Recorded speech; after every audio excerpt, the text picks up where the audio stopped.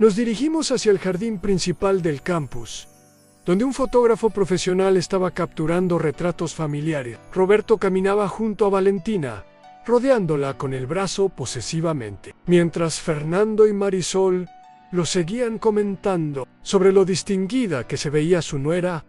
Yo caminaba unos pasos detrás. Sintiéndome parte del grupo familiar, el fotógrafo organizó la primera toma. Valentina en el centro, Roberto a su derecha, los padres de él detrás, y yo me preparé para ubicarme a la izquierda de mi hija Anne. Fue entonces cuando ocurrió algo que jamás olvidaré mientras viva papá. Espera, me dijo Valentina, extendiendo la mano para detenerme justo cuando me acercaba al grupo. Creo que sería mejor si te quedas ahí por un momento. ¡Qué bueno! ¿Vas a estropear un poco la imagen con esa ropa? Sus palabras me golpearon como un puñetazo en el estómago. Me quedé paralizado, sin saber cómo reaccionar. A mi propia hija me estaba apartando de la fotografía del día más importante de su vida. Académica en Roberto, lejos de defender la inclusión de su suegro, se rió abiertamente de la situación. Sí, suegro, mejor nos tomamos primero algunas fotos más elegantes. Después podemos hacer otras más informales donde usted también aparezca. En su tono era burlón, como si estuviera hablando con un niño pequeño que no comprende las reglas de los adultos. Fernando añadió su comentario con esa voz pomposa que tanto lo caracterizaba. Además, deberíamos llamar a algunos amigos importantes que están aquí. Sería una lástima desperdiciar la oportunidad de una foto con gente influyente. Marisol asintió vigorosamente. Exacto, Roberto. Tu padre conoce al decano de la facultad y a varios abogados prestigiosos que están por aquí. Valentina debería aprovechar estos contactos. Desde el primer día de su carrera profesional, varias familias cercanas observaban la escena con curiosidad mal disimulada. Algunos padres me miraban con expresiones de compasión, reconociendo la humillación que estaba sufriendo. Otros simplemente desviaban la mirada, incómodos por presenciar un momento tan doloroso entre padre e hija. El fotógrafo, un hombre mayor que claramente había trabajado en muchas graduaciones, me observó con simpatía profesional. Señor, ¿prefiere esperar a que terminen esta serie o regresa más tarde? Me preguntó discretamente, tratando de minimizar mi incomodidad. Quédate ahí, papá, me dijo Valentina sin mirarme directamente a los ojos. En unos minutos hacemos más fotos, ¿vale? Su voz sonaba forzada, como si estuviera cumpliendo con una obligación molesta, y me alejé unos metros y me senté en un banco cercano, observando cómo mi hija posaba feliz y relajada con la familia de su marido. El contraste era evidente. Con ellos se mostraba natural, elegante, orgullosa, sin mí en la imagen. El grupo se veía equilibrado según sus nuevos estándares sociales. Durante los siguientes 30 minutos, observé cómo Valentina se tomó docenas de fotografías con diferentes combinaciones de personas. Con Roberto, con los suegros, con amigos de la universidad, con profesores, con compañeros de clase. Cada grupo parecía más importante que el anterior, cada pose más elaborada y cuidada. Yo permanecí sentado en ese banco, sintiendo como cada minuto que transcurría confirmaba una realidad que había tratado de negar durante meses. Mi propia ya sé avergonzaba de mí en el hombre que había sacrificado todo por su educación, que había trabajado turnos dobles para costear sus libros universitarios, que había renunciado a sus propios sueños para hacer realidad los de ella. Ahora era considerado un obstáculo para su imagen pública. Finalmente, cuando ya había terminado con todas las fotografías importantes, Valentina se acercó a mí con una sonrisa forzada. Ahora sí, papá. Vamos a tomarnos algunas fotos juntos.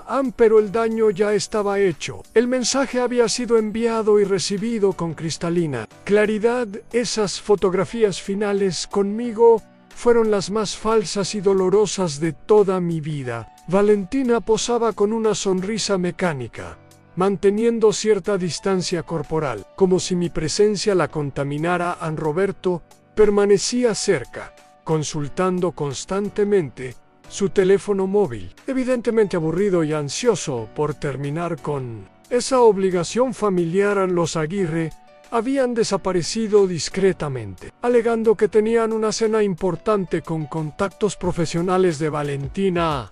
Después de 10 minutos de poses artificiales, Valentina declaró que ya teníamos suficientes. ¿Fotografías? Perfecto, papá. Ya tenemos unos bonitos recuerdos del día, dijo, mientras guardaba rápidamente su teléfono en el bolso. Ahora Roberto y yo tenemos que irnos. Sus padres nos han invitado a celebrar en el restaurante La Corona de Oro en, ya sabes, ese lugar tan exclusivo del centro.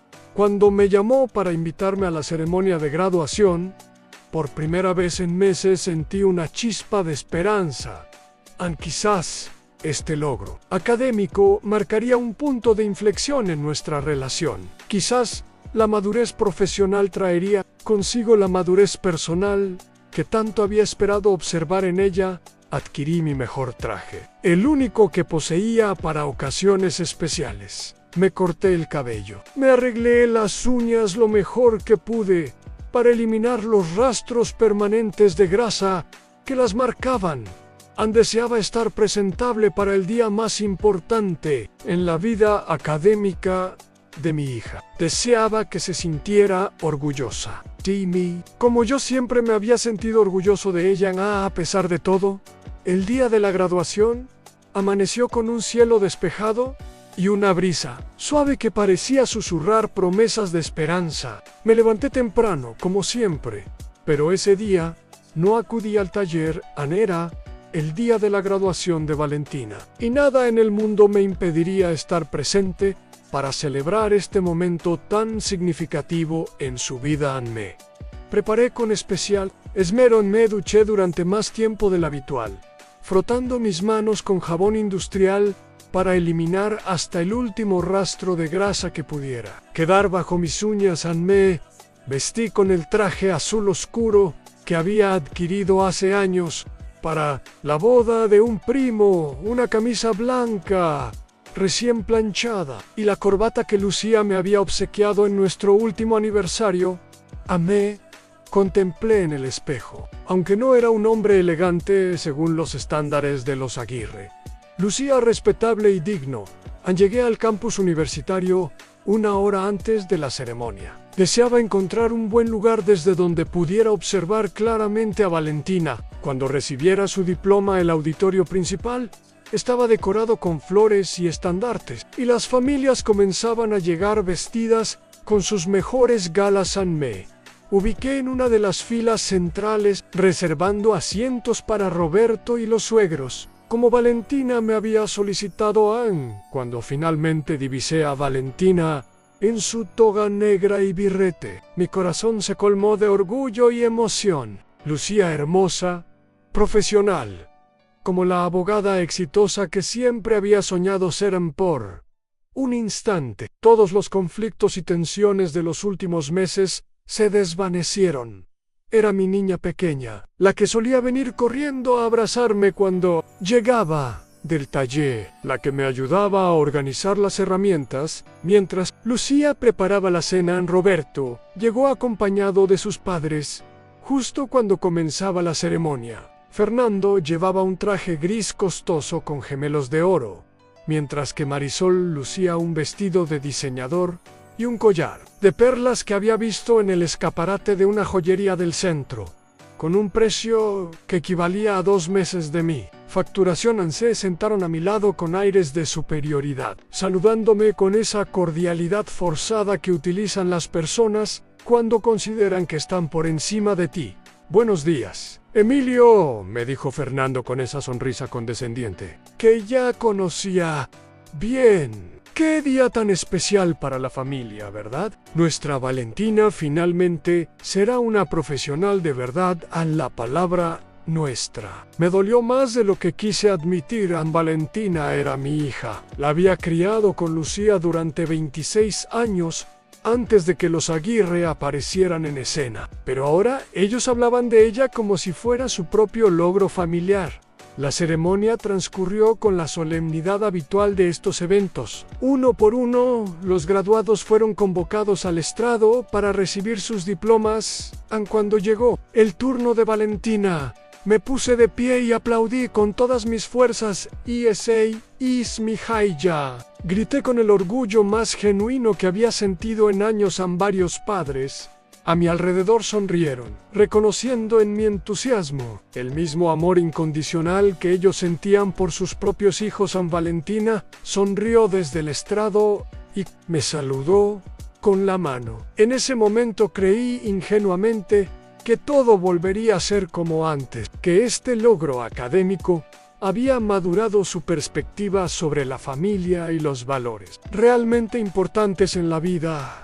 Después de la ceremonia oficial, llegó el momento de las fotografías familiares. Era tradición que cada graduado posara con su familia en diferentes ubicaciones del campus, creando recuerdos que perdurarían toda la vida. Me aproximé al grupo, donde Valentina conversaba animadamente con otros recién graduados y sus familias, esperando mi turno para felicitarla personalmente. Papá me llamó Valentina cuando me vio acercarme. "Ven, vamos a tomarnos fotos para recordar este día".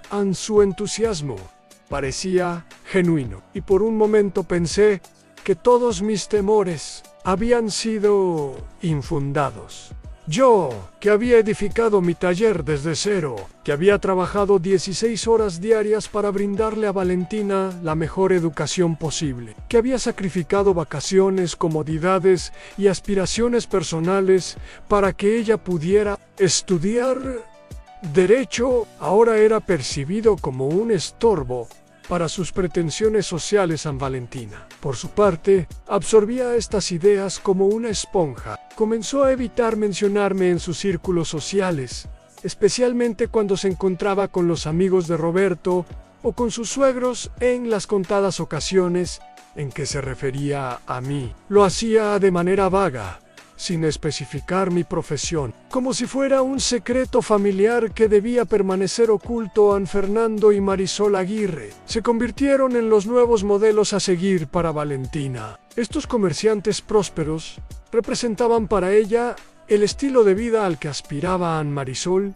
siempre vestía ropa costosa, lucía joyas llamativas y conducía un automóvil de lujo que renovaba cada 2 años. Fernando alardeaba constantemente de sus contactos influyentes en la ciudad, de las cenas en restaurantes exclusivos, de los viajes a destinos exóticos.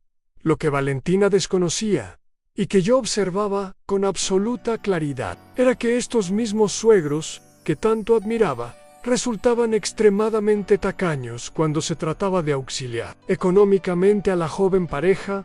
Habían contribuido con una cantidad simbólica para la boda, pero cuando Roberto perdió días de trabajo por una lesión menor, o cuando Valentina se quedó sin empleo, brillaron por su ausencia.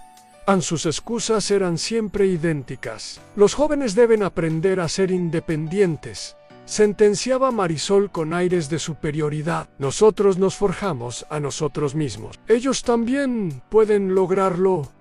Mientras yo transfería silenciosamente 450 euros mensuales a la cuenta del propietario de la vivienda donde residían Valentina y Roberto. El alquiler total ascendía a 900 euros.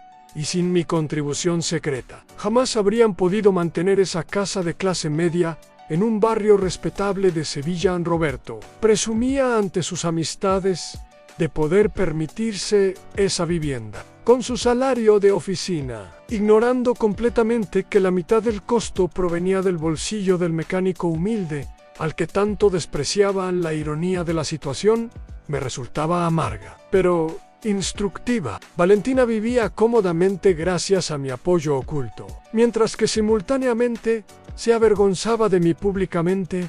Los mismos euros que salían de mis manos, manchadas de aceite, le permitían mantener las apariencias ante la familia próspera de su marido.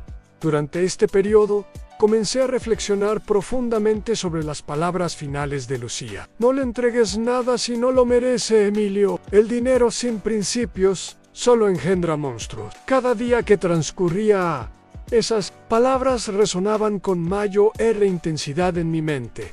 Habría contribuido yo, sin percatarme, a crear el monstruo en que se había convertido mi hija. Los domingos familiares se transformaron en ejercicios de humillación sutil. Valentina llegaba a mi casa vestida con ropa cara, que sabía que no podía costearse con su situación laboral actual. Hablando de restaurantes elegantes a los que había asistido con Roberto y sus padres, jamás preguntaba por mi bienestar, por el Toller, por mis preocupaciones o alegrías. Las conversaciones giraban exclusivamente en torno a sus planes de ascenso social y a lo maravillosos que eran los Aguirre. Roberto había logrado convencer a Valentina de que merecía una vida superior a la que había tenido conmigo.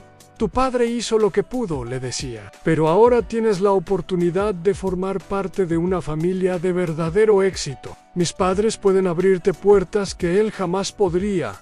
A lo que Roberto desconocía era que yo poseía las llaves de puertas que él ni siquiera podía imaginar.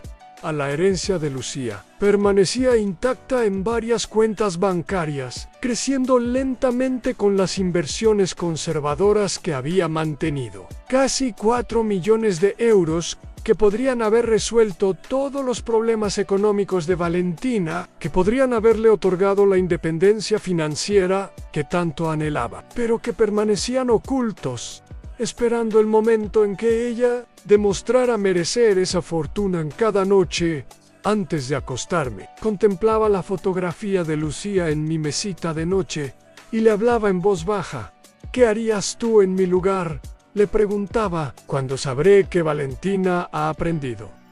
Pero Lucía ya no estaba para guiarme, y yo debía tomar estas decisiones difíciles por mi cuenta.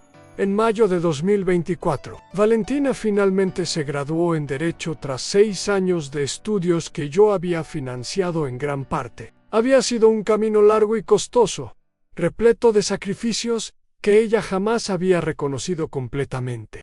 Esas fueron prácticamente sus últimas palabras coherentes. La intervención, que debía prolongarse 4 horas, se complicó gravemente. Surgieron problemas que los cirujanos no lograron controlar, y Lucía jamás volvió a abrir los ojos. El 23 de abril de 2023. A las 3 de la tarde, mi vida se fracturó en 2 mitades irreconciliables. Valentina, nuestra hija de 27 años, quedó destrozada. Desde pequeña había sido una niña afectuosa, dedicada a sus estudios, siempre cercana a su madre. Lucía la había formado con valores sólidos, enseñándole la importancia del respeto, la humildad y la perseverancia. Valentina estudiaba leyes. Su gran anhelo era convertirse en abogada. Y tanto Lucía como yo habíamos realizado sacrificios inmensos para costear su formación universitaria. Durante los primeros meses, tras la partida de Lucía, Valentina se sumió en una depresión profunda. Apenas abandonaba su apartamento. Había perdido todo interés en sus estudios, y yo me angustiaba terriblemente por su bienestar. Intenté aproximarme, ofrecerle mi apoyo incondicional, pero ella se había vuelto distante conmigo también. Era como si la muerte de su madre hubiera levantado un muro invisible entre nosotros. Fue en julio de ese mismo año cuando Valentina conoció a Roberto Aguirre Molina. Roberto tenía 31 años. Ocupaba un puesto administrativo en una empresa mediana y se presentó ante mi hija como su salvador emocional. Al principio me alegró observar que Valentina comenzaba a sonreír nuevamente, que salía de casa, que parecía estar recuperando las ganas de vivir, pero pronto percibí que algo no marchaba bien. Roberto poseía una personalidad manipuladora que inicialmente no supe identificar. Comenzó sutilmente a distanciar a Valentina de mí, sembrando comentarios despectivos sobre mi humilde condición de mecánico. Tu padre es un buen hombre, le decía, pero tú mereces aspirar a algo superior. Debes apuntar más alto en la vida. Gradualmente, Valentina empezó a avergonzarse de mí, de mi oficio, de nuestro pasado familiar. Los padres de Roberto, Fernando y Marisol Aguirre eran propietarios de una cadena de tiendas de electrodomésticos en el centro de Sevilla. No eran millonarios, pero gozaban de una posición económica más holgada que la mía y jamás desperdiciaban la oportunidad de recordármelo en las escasas ocasiones en que coincidimos. Siempre me trataron con esa condescendencia típica de quienes se consideran superiores por poseer algo más de dinero. En enero de 2024, Valentina y Roberto contrajeron matrimonio en una ceremonia íntima pero sofisticada. Yo costeé la mitad de los gastos nupciales, aunque jamás se lo mencioné a nadie. Deseaba que mi hija fuera feliz, y si Roberto la hacía feliz, yo estaba dispuesto a aceptarlo. A pesar de todas las señales de alarma que percibía, la transformación de Valentina fue paulatina pero constante. La niña cariñosa que había sido se convirtió en una mujer fría, calculadora, que parecía haber olvidado sus orígenes, siguiendo los consejos de Roberto. Comenzó a percibirme como un obstáculo para su ascenso social, como una vergüenza que debía mantener oculta. En febrero de ese año, Valentina perdió su empleo como asistente en un pequeño bufete. La firma atravesaba dificultades económicas y tuvo que reducir su plantilla. Fue entonces cuando, sin que ella lo supiera, comencé a auxiliarla económicamente en secreto. Desde marzo de 2024. He estado pagando discretamente la mitad del alquiler de su vivienda, 450 € mensuales que transfiero directamente al propietario, para que Valentina jamás descubra que la ayuda proviene de mí. Mientras tanto, yo custodiaba celosamente el secreto de la herencia de Lucía. Casi 4 millones de euros que absolutamente nadie sabía que existían. Lucía había sido muy precisa en sus instrucciones. Ese dinero estaba destinado a ayudar a Valentina, pero únicamente si ella demostraba respeto y madurez. Hasta ese momento no había observado ni una pizca de esas cualidades en mi hija. Los meses posteriores a la boda de Valentina resultaron reveladores de una manera que jamás anticipé. La muchacha dulce y considerada que había criado junto a Lucía parecía haber desaparecido por completo, reemplazada por alguien que apenas reconocía como mi propia sangre. En Roberto ejercía una influencia tóxica sobre Valentina, que se hacía más evidente cada día. Durante las escasas visitas que me realizaban, él monopolizaba las conversaciones con comentarios despectivos sobre mi profesión. Suegro, debería considerar retirarse pronto, me decía con esa sonrisa falsa que había aprendido a detestar. Un hombre de su edad no debería continuar ensuciándose las manos con grasa. Valentina y yo podríamos ayudarle a encontrar algo más. Digno. A la palabra digno brotaba de sus labios, como si mi trabajo de toda una vida fuera algo vergonzoso. La herencia oculta. Una historia sobre el respeto, el sacrificio y las lecciones que la vida nos enseña jamás. Imaginé que el día más orgulloso de mi vida terminaría siendo el más doloroso. Mi hija me apartó de su fotografía de graduación, porque, según ella, mi presencia arruinaba la imagen. Lo que ella desconocía era que yo guardaba un secreto de casi 4 millones de euros y que estaba a punto de darle una lección que recordaría para siempre antes de empezar. Suscríbete al canal y dime en los comentarios desde qué ciudad estás viendo esta historia. Mi nombre es Emilio Vázquez Herrera, tengo 63 años. Y durante toda mi existencia he sido un hombre humilde que se ganó cada céntimo con el sudor de su frente. Soy propietario de un modesto taller de reparación de automóviles en las afueras de Sevilla. Un negocio pequeño, sin lujos, pero construido sobre cimientos de honestidad y esfuerzo constante. No te pierdas el video completo.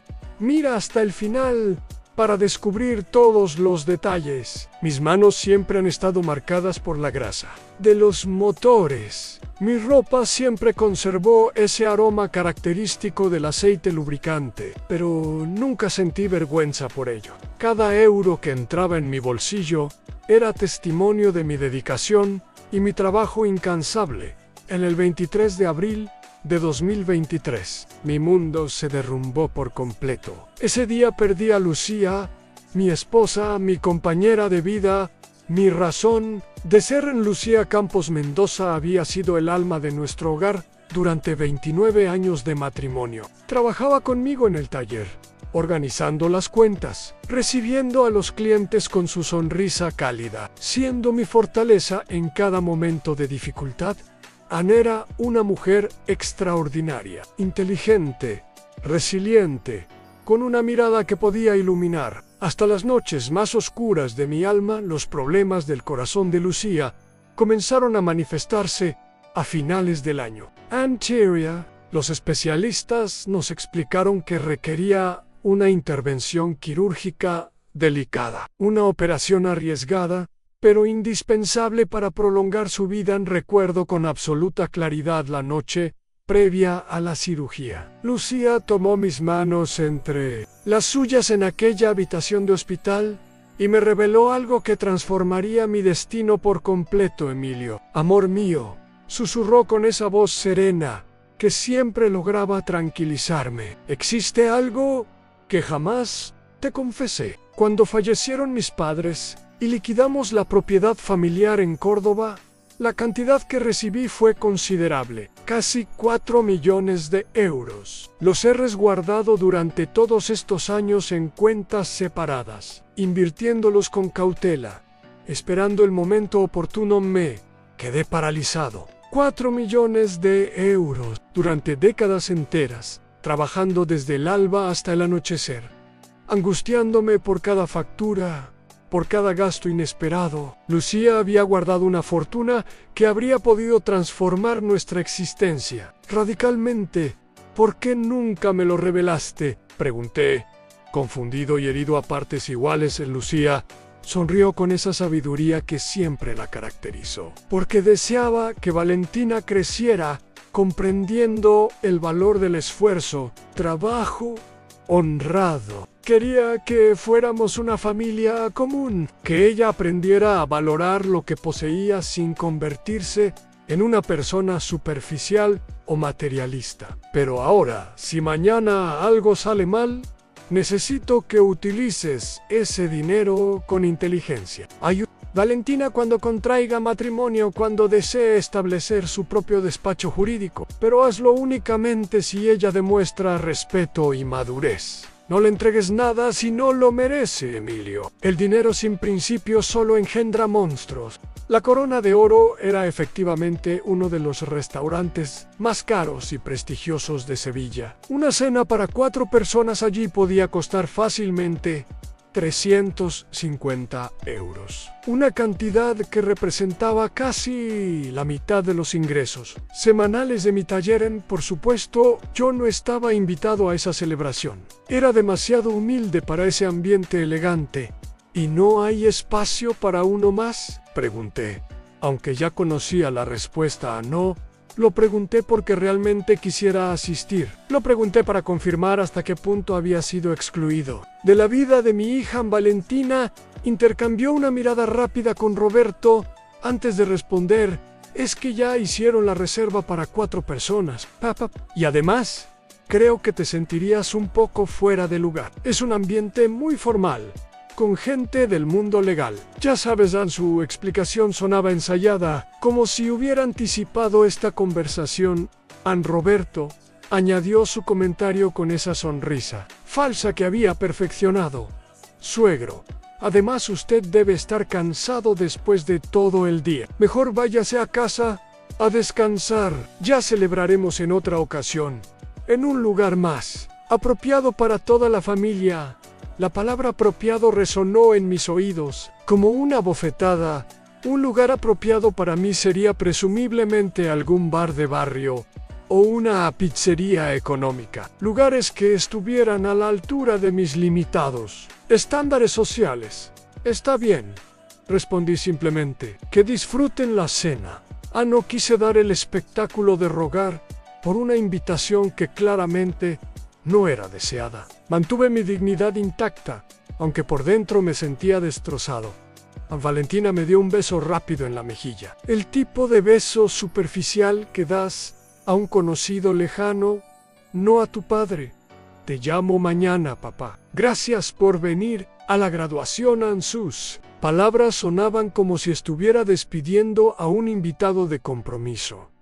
Los observé alejarse hacia el aparcamiento, donde los Aguirre los esperaban junto a su flamante vehículo gris, metalizado. Fernando había cambiado su traje de la ceremonia por uno aún más elegante para la cena. Marisol lucía ahora un vestido de noche que probablemente costaba más que mi facturación mensual completa cuando el automóvil desapareció por la avenida principal del campus. Me quedé solo en el jardín universitario, rodeado de otras familias que continuaban celebrando y tomando fotografías. El contraste era devastador. Padres orgullosos abrazando a sus hijos graduados, abuelos llorando de emotion, hermanos bromeando y riendo juntos. Yo era el único que había sido abandonado después de cumplir mi función de aparecer en la ceremonia. Caminé lentamente hacia mi viejo automóvil, un vehículo de 12 años que mantenía en perfecto estado, mecánico, pero que evidentemente no estaba a la altura de los estándares estéticos de mi hija. Mientras conducía de regreso a casa, mi mente comenzó a procesar realmente lo que había ocurrido durante esas 3 horas. No era solo el tema de las fotografías, era todo un patrón de comportamiento que había estado negando durante meses. Valentina me había convertido en una vergüenza familiar, en algo que debía ser ocultado o minimizado ante sus nuevas conexiones sociales. El hombre que había trabajado 70 horas semanales para financiar sus estudios universitarios, ahora era considerado un obstáculo para su imagen profesional. Llegué a mi casa, una vivienda modesta, pero bien mantenida en un barrio de clase trabajadora, y me senté en el sofá donde solía pasar las tardes con Lucía en la fotografía de mi esposa. Me observaba desde la repisa, y por primera vez en meses, le hablé en voz alta a Lucía. Amor mío, le dije, sintiendo como las lágrimas comenzaban a brotar de mis ojos. Creo que nuestra niña se ha perdido completamente. Ya no reconozco a la hija que criamos juntos. Se ha convertido en alguien que valora más las apariencias que el amor verdadero era. Como si Lucía pudiera escucharme desde donde estuviera. Sus palabras finales regresaron a mi mente con una claridad absoluta. No le entregues nada si no lo mereces. Amelia, el dinero sin principio solo engendra monstruos. Por primera vez desde su muerte, entendí completamente lo que Lucía había querido decir. No se refería únicamente a dar dinero irresponsablemente. Se refería a dar amor, apoyo y sacrificio a alguien que no los valoraba. A alguien que los daba por sentado mientras buscaba algo mejor en otra parte. Me levanté del sofá y fui a mi pequeña oficina casera, donde guardaba todos los documentos importantes. Saqué los extractos bancarios de las cuentas donde reposaba la herencia de Lucía en 3.800.000 euros. Para ser exactos, en una fortuna que podría haber resuelto todos los problemas económicos de Valentina, que podría haberle otorgado la independencia financiera que tanto anhelaba Pero ahora comprendía por qué Lucía había insistido en mantener esa fortuna en secreto durante todos esos años. Había entendido intuitivamente que el dinero fácil podría corromper el carácter de nuestra hija, que podría convertirla en el tipo de persona que valora el estatus por encima de la sustancia Valentina. Había fracasado en la prueba más importante de todas, en la prueba del respeto y la lealtad familiar. Había elegido avergonzarse de sus raíces en lugar de honrarlas. Había decidido que sus nuevas conexiones sociales eran más valiosas que el amor incondicional de su padre. Consulté el RIT. Las 7 de la tarde sabía que mi amigo Alfonso Reyes, el abogado, estaría en su oficina terminando algunos casos. Alfonso había sido compañero de estudios de Lucía en la universidad antes de que ella decidiera abandonar la carrera de Derecho para casarse conmigo. Había sido testigo de nuestra boda, padrino del bautizo de Valentina y la persona que había ayudado a Lucía a estructurar legalmente su herencia secreta. Tomé el teléfono y marqué su número. Era hora de que Valentina aprendiera que las acciones tienen consecuencia, que el respeto no es opcional en una relación familiar y que el amor verdadero a veces requiere decisiones difíciles y dolorosas. Alfonso, le dije cuando contestó la llamada, necesito que hablemos urgentemente. Es sobre Valentina y sobre algunas decisiones que tengo que tomar. ¿Puedes recibirme esta noche en tu oficina? Alfonso Reyes Delgado aceptó verme esa misma noche en su despacho del centro de Sevilla. Había algo en mi voz que le indicó la urgencia de la situación. Durante los 15 minutos que tardé en llegar a su oficina, mi mente trabajaba a toda velocidad, procesando no solo los eventos del día, sino todos los meses de humillaciones silenciosas que había soportado. El bufete de Alfonso ocupaba la segunda planta de un edificio histórico en la calle principal. Era un hombre de 61 años, elegante pero sin afectaciones, que había construido su reputación profesional sobre la base del trabajo serio y la discreción absoluta.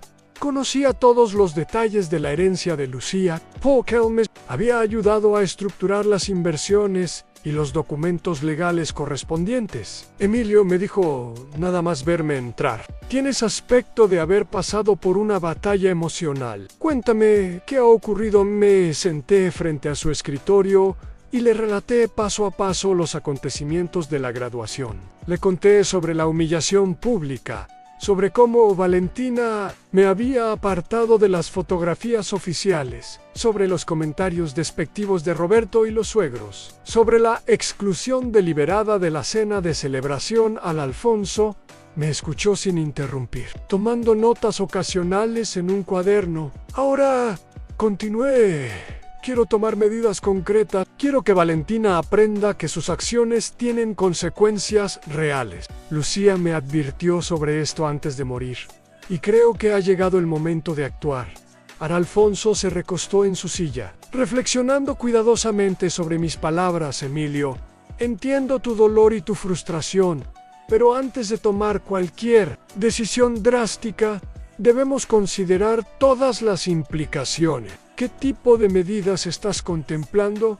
Exactamente. Ley, explique mi plan initial. Quería cancelar inmediatamente todos los pagos secretos que estaba haciendo por Valentina, los 450 euros mensuales del alquiler, los ocasionales préstamos para gastos extraordinarios, cualquier tipo de apoyo financiero que hubiera estado proporcionando sin su conocimiento. Eso es completamente razonable y está dentro de tus derechos, confirmó Alfonso. Pero tengo una sugerencia que podría ser aún más efectiva para transmitir el mensaje que quisís enviar. Alfonso abrió una carpeta gruesa que contenía todos los documentos relacionados con mis finanzas personales y la herencia de Lucía. ¿Conoces la dirección exacta de la casa donde vive Valentina?, me preguntó. Le proporcioné la información. Calle Guiralda, número 23, segundo piso, en el barrio de Los Remedios. Era una zona de clase media con viviendas construidas en los años 80, bien comunicada con el centro, pero sin las pretensiones de lujo de otras áreas más exclusivas de Sevilla. Perfecto, dijo Alfonso mientras consultaba algunos documentos en su ordenador. He estado investigando el mercado inmobiliario de esa zona durante los últimos meses para otros clientes. Esa casa específica, según mis registros, pertenece a una viuda de 75 años, Teresa García Navarro, que heredó la propiedad de su difunto esposo hace 6 años. ¿Y eso qué relevancia tiene?, le pregunté, aunque empezaba a intuir hacia dónde se dirigía la conversación, la señora García ha estado considerando vender la propiedad durante el último año. Su hija vive en Madrid y le ha sugerido que se mude allí para estar más cerca de los nietos. Según mis contactos en el sector inmobiliario, estaría dispuesta a vender por el precio adecuado y con las condiciones apropiadas. La propuesta de Alfonso era audaz pero efectiva: comprar directamente la casa donde vivía Valentina, no solo cancelaríamos mi contribución al alquiler, sino que me convertiría en su casero. Sería una lección práctica sobre quién realmente tenía el poder económico en esa relación familiar. El valor de mercado de esa propiedad está entre 180 y 190 mil euros, explicó Alfonso, con una oferta de compra inmediata en efectivo. Probablemente podríamos cerrar el trato por 195.000, incluyendo una bonificación por rapidez. Para ti, con los recursos de Lucía, es una inversión menor que enviaría un mensaje muy claro. A la idea me resultaba perfecta. Valentina descubriría que su propio padre, el mecánico humilde del que se avergonzaba, tenía el poder económico suficiente para comprar la casa donde vivía. Sería una revelación que cuestionaría todas sus suposiciones sobre mi situación financiera y su propia independencia. ¿Cuánto tiempo necesitarías para ejecutar esta operación?, le pregunté. Si me das autorización esta misma noche, podría contactar a la propietaria mañana por la mañana, respondió Alfonso, con una oferta en efectivo y sin condiciones financieras complicadas. Podríamos tener la escritura firmada en 4 días máximo. Para el viernes de la próxima semana serías el nuevo propietario legal de esa vivienda. La rapidez del proceso me sorprendió gratamente. ¿Y cuáles serían las implicaciones legales para Valentina y Roberto como inquilinos? Pre-Gant como nuevo propietario, tendrías el derecho legal de modificar las condiciones del contrato de alquiler o incluso rescindirlo con la notificación apropiada. En España, el propietario debe dar un mínimo de 30 días de aviso para cambios significativos en las condiciones de arrendamiento. 30 días en Valentina. Tendría 30 días para reflexionar sobre sus prioridades, para reconsider sus actitudes, para entender que había subestimado gravemente la situación económica real de su familia.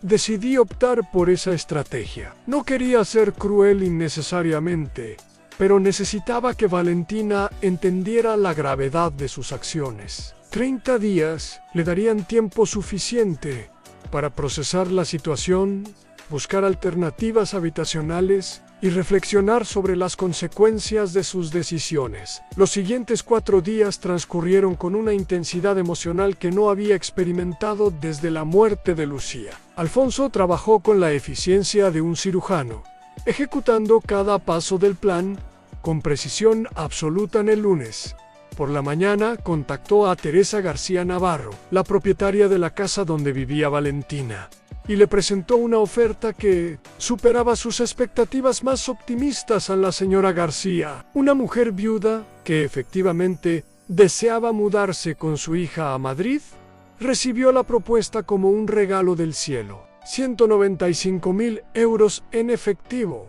sin hipotecas, sin complicaciones financieras, sin periodos de espera bancarios. Alfonso le explicó que representaba a un cliente serio, que necesitaba cerrar la operación rápidamente por motivos fiscales. Es la oferta más generosa que he recibido en 1 año y medio de intentar vender esta propiedad, le dijo la señora García a Alfonso durante su segunda conversación telefónica. Su cliente ¿está completamente seguro de que puede proceder sin visitar la vivienda? Por supuesto, yo conocía perfectamente el estado de la casa. Había visitado a Valentina docenas de veces durante el último año. Había observado cada detalle de la distribución. Había evaluado silenciosamente el mantenimiento y las posibles mejoras necesarias. Era una propiedad sólida, bien conservada, en una ubicación deseable. Como inversión inmobiliaria tenía sentido económico, independientemente de las motivaciones emocionales El jueves, por la tarde, Alfonso me citó en su oficina para firmar todos los documentos preliminares. La transferencia bancaria de 195.000 euros se ejecutó desde una de las cuentas donde reposaba la herencia de Luciana. Era una cantidad significativa, pero representaba apenas el 5% de los recursos totales disponibles.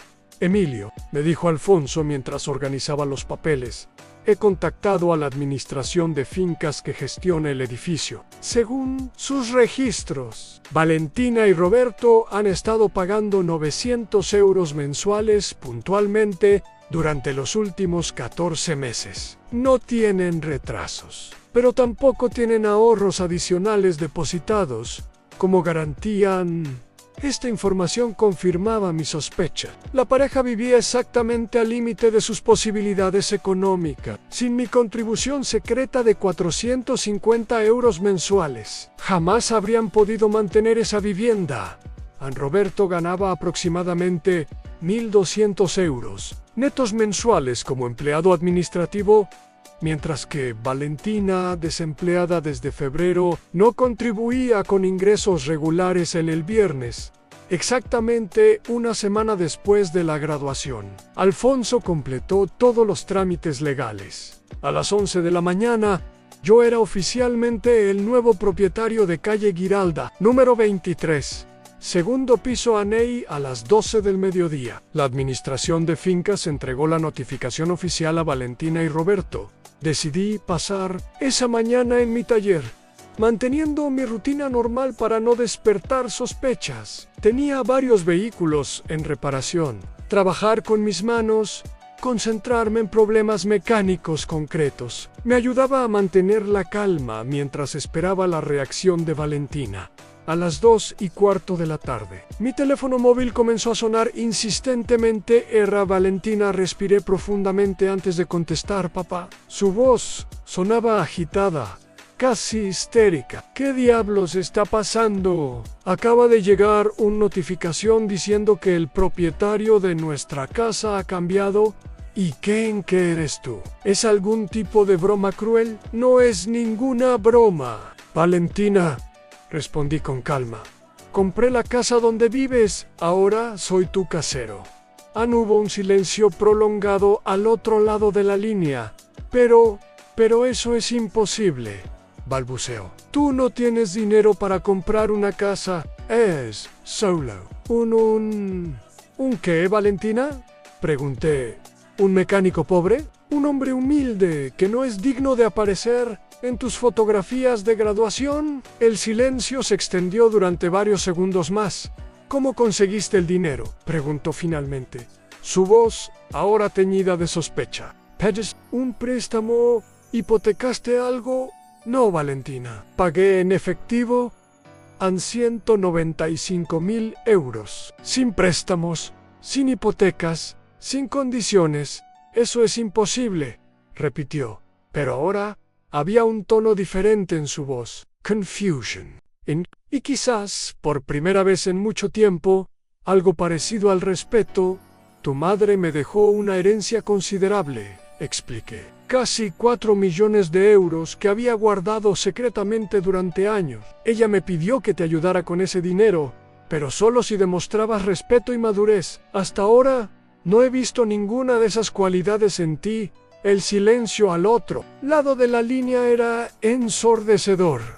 4 millones, susurró Valentina. Mi madre tenía 4 millones de euros y nunca me lo dijo. Tu madre era una mujer sabia. Sabía que el dinero fácil podía corromper a las personas. Quería que crecieras valorando el esfuerzo, el trabajo honrado, la humildad. Y durante muchos años lo hiciste. Pero desde que conociste a Roberto y a su familia, te has convertido en alguien que no reconozco, alguien que se avergüenza de sus orígenes, alguien que aparta a su padre de las fotografías porque su ropa no es lo suficientemente elegante. Papá, comenzó Valentina, pero la interrumpí. No he terminado. Durante el último año, he estado pagando secretamente la mitad de tu alquiler. 450 euros mensuales. Sin ese dinero, tú y Roberto no habrían podido mantener esa casa ni un solo mes. El mecánico pobre del que te avergüenzas ha estado financiando tu estilo de vida de clase media mientras tú presumías ante los Aguirre. El llanto de Valentina era ahora audible a través del teléfono.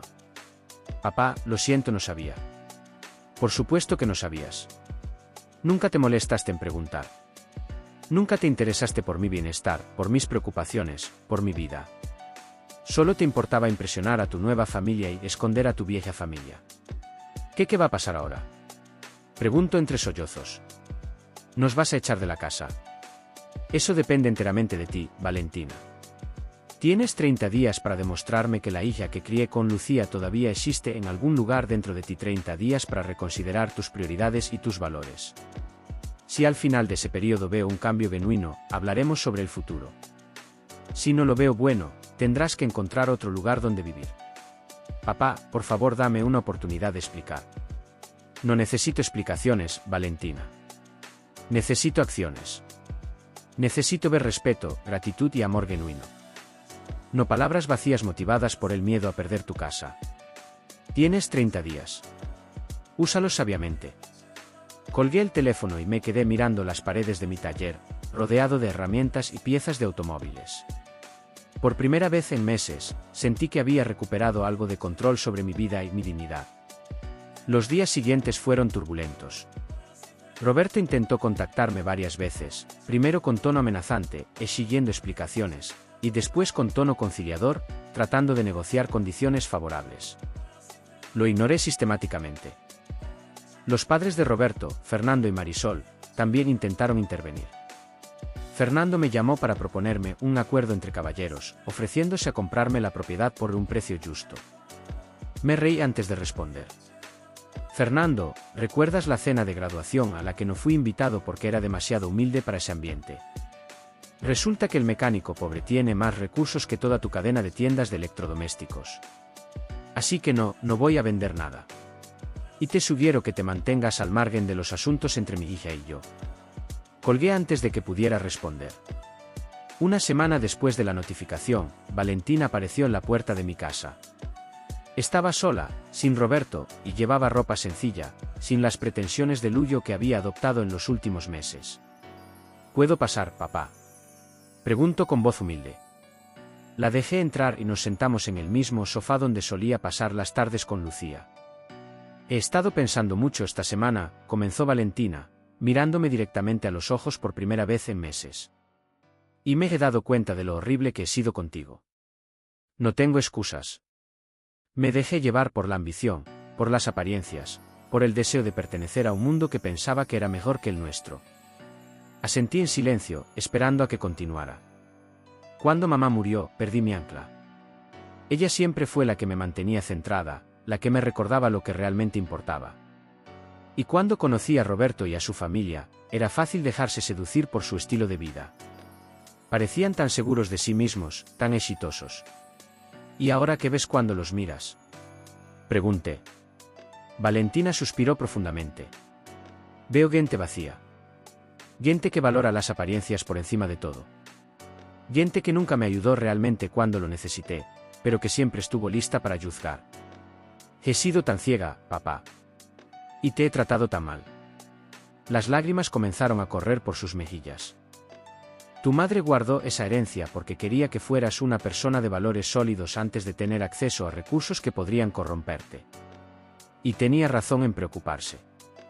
Lo sé, papá. Los próximos meses serán una prueba. No una prueba de palabras, sino de acciones. Si realmente quieres cambiar, tendrás que demostrarlo día a día.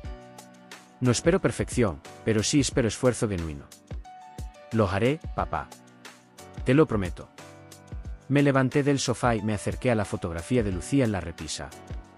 Tu madre me dijo una vez que el dinero sin valores solo crea monstruos. Pero también creo que las personas pueden cambiar, pueden aprender de sus errores, pueden encontrar su camino de vuelta a casa.